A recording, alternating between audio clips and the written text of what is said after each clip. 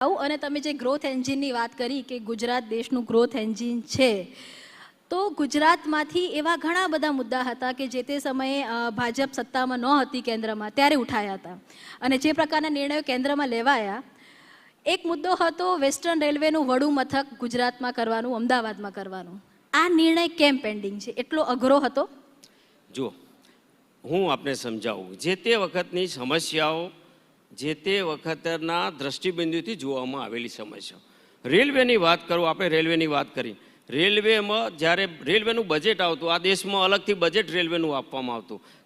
હાઉસમાં બેઠેલા સાંસદોને રેલ મંત્રી પોતે જાહેરાત કરે કે તમારા ક્ષેત્રમાં આ નવી રેલ થશે, આ નવી રેલ થશે. સાંસદ પોતાના ઉત્સાહમાં આવીને પ્રેસ મીડિયામાં, પ્રિન્ટ મીડિયા, ઇલેક્ટ્રોનિક મીડિયામાં આવીને વાત કરે, આપણે ત્યાં રેલવે બજેટમાં આટલી મંજૂરી મળી છે. પ્રેક્ટિકલી શું આ દેશમાં રેલવે બજેટ આવ્યા પછી નવી રેલ લાઈનો કેટલી નખાઈ? પહેલી વાર, હું આપને આંકડો આપું છું, પહેલી વાર આ દેશમાં 30,000 કિલોમીટરની નવી રેલ લાઈન નાખી છે અને આજે અઠવાડિયાની એક વંદે ભારત ટ્રેન ભારતમાં બને છે. આ બદલતા ભારતની નિશાની છે. ત્યારે રહી સેન્ટરની વાત, હું તમને અમદાવાદ સેન્ટરની વાત કરું. તમારો પ્રશ્ન જવાબ આપું.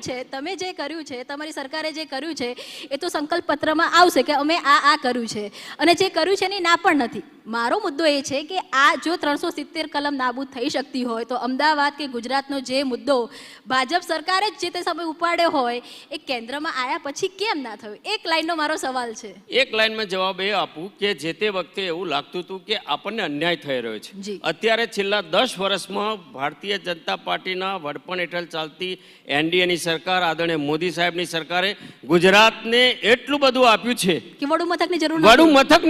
વડુ મથકની જરૂરિયાત કરતા હું તમને કહું, ગુજરાતમાં જે કામ અઘરા હતા એટલા સરળતાથી જાય છે કે જ્યાં એનું વડુ મથક હોય કે ના હોય. આજે ભારતના કોઈ પણ ખૂણાથી, હું તો ટેકનોલોજીનો માણસ છું, ટેકનોલોજીનો વિભાગ સંભાળું છું. હું તમને કહું કે 10 વર્ષ પહેલાં આ ફાઇબર અથવા તો કનેક્ટિવિટીની વાત કરીએ તો દેશમાં મોબાઈલની સંખ્યા કેટલી હતી, ઇન્ટરનેટ વાપરનારી સંખ્યા કેટલી હતી, ફાઇબર ટુ હોમ કેટલી હતું. કદાચ કોંગ્રેસના જમાનામાં પંચાયત સુધી ફાઇબર નાખવાની વાત હતી તો આખા દેશમાં 57 ગ્રામ પંચાયતોમાં ફાઇબર નખાયેલા. આજે 2.5 લાખથી વધારે ગ્રામ પંચાયતમાં ફાઇબરનું કનેક્શન. ત્યારે આ કનેક્ટિવિટી પણ કામ સરળ બનાવે છે. આધુનિક સમયમાં ટેકનોલોજીનો વધુમાં વધુ ઉપયોગ એડમિનિસ્ટ્રેટિવ એટલે પ્રશાસનમાં જેટલો થાય, એક પ્રકારે ટ્રાન્સપરન્સી આવે, ટેકનોલોજી આવે તો કરપ્શન ઘટે, ટેકનોલોજી આવે તો કદાચ મિનિમમ ગવર્નમેન્ટ ને મેક્સિમમ ગવર્નન્સનું કામ થાય. તો ટેકનોલોજીના આ સમયમાં તમે કયા ખૂણામાં બેસીને કામ કરો છો એ મહત્વનું નથી. ગુજરાત માટે તો ગુજરાત માગ્યું. ગિફ્ટ સિટી કોણે માગવા ગયું હતું?